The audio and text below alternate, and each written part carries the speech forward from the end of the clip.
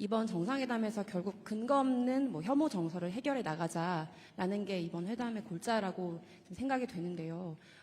다만 이제 우리 국민들이 서해 구조물이나 오래된 미세먼지 문제, 특히 사실 쿠팡의 그 정보 유출 사태 관련해서 중국인 직원 이런 문제들이 사실 있지 않습니까? 그래서 이런 것에 근거해서 우리 국민들이 사실 중국에 대한 반감이나 약간의 우려, 불편함 이런 감정을 갖고 계신 것도 사실입니다. 그래서 이거와 관련해서 좀 두 분이 허심탄회한 대화를 나누셨을 거라고 생각하는데요.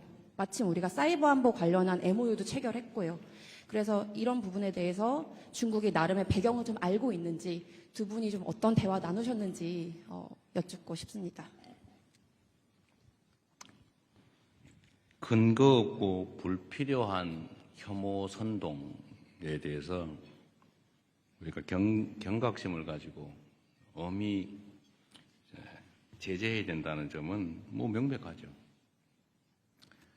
쿠팡의 그 범죄 행위자가 중국 사람이다. 어쩌라고요? 일본 사람이면 그러면 그때부터 일본 사람 미워할 겁니까? 그러면 쿠팡에 그 미국 사람 있으면 이제 미국 무지하게 미워해야 되는데 그건 왜 안 하는 거예요, 도대체? 아무런 그야말로 그것도 근거 없는 얘기죠.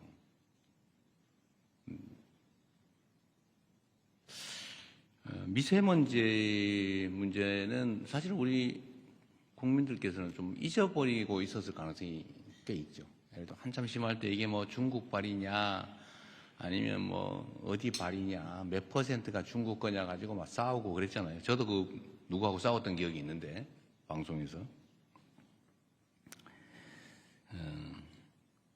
근데 이런 걸 가지고 감정적으로 대응할 일은 아니죠.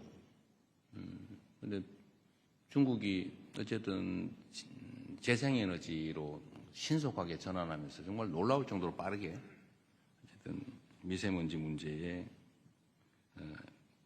대응을 한 것 같습니다.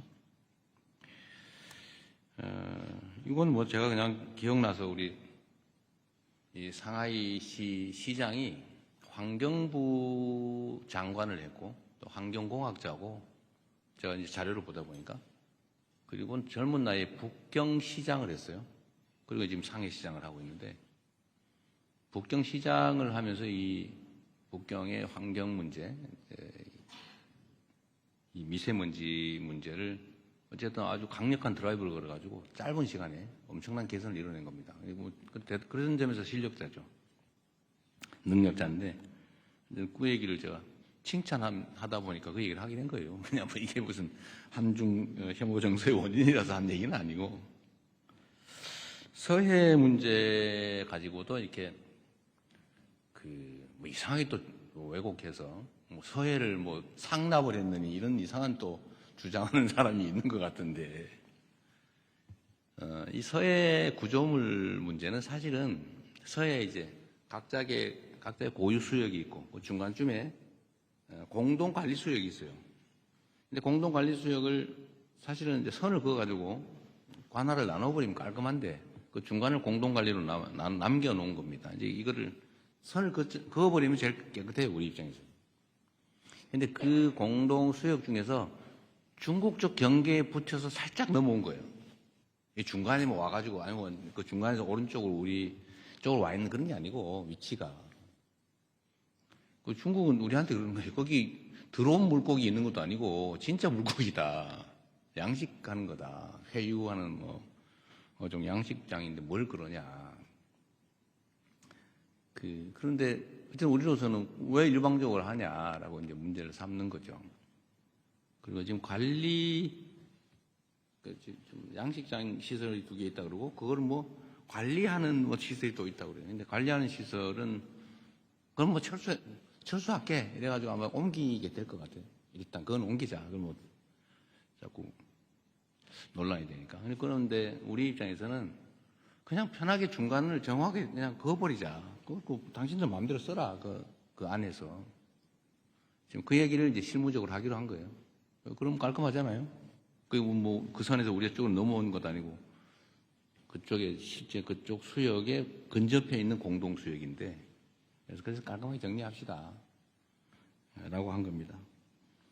그렇게 하기로 했어요. 이제 어떻게 할지 실무 협의를 하기로 했습니다. 그래서 문제의 원인을 제거하자. 이렇게 정리하면 되죠.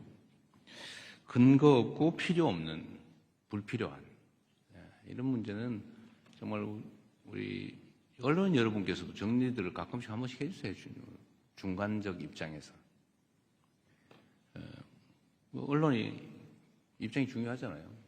누구 편 들어가지고 왜곡 조작하려고 하는 게 아니지 않습니까? 정치 집단도 아니고. 뭐 정치 집단이 그러는 거야 이해하지만.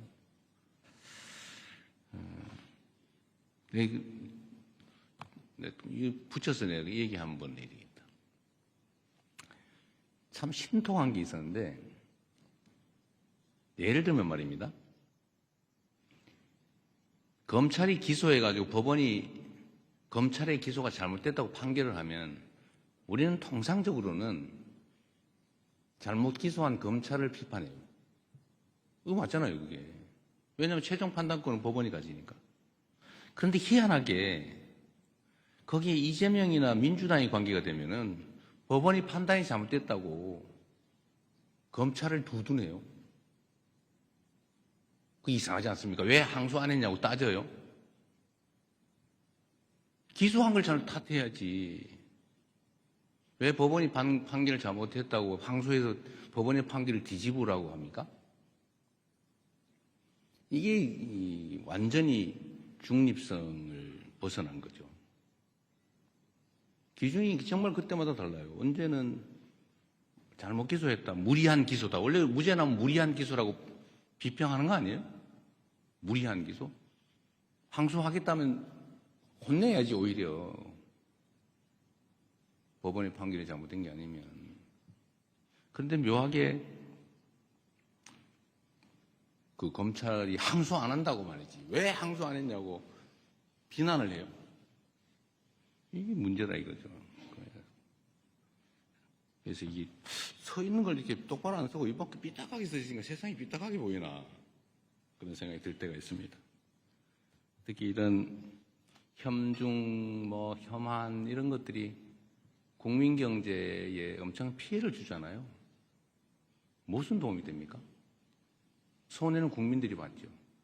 장사 안 되고 물건 안 팔리고 화장품 진짜 지금 같으면 중국을 석권해야 되는 거 아닙니까? 근데 안 팔리잖아요, 중국에서. 그래서 엄청나게 손해보고 있는데 그럴 필요가 없다. 그게 공인으로서 해야 될 일 아니겠나 싶습니다.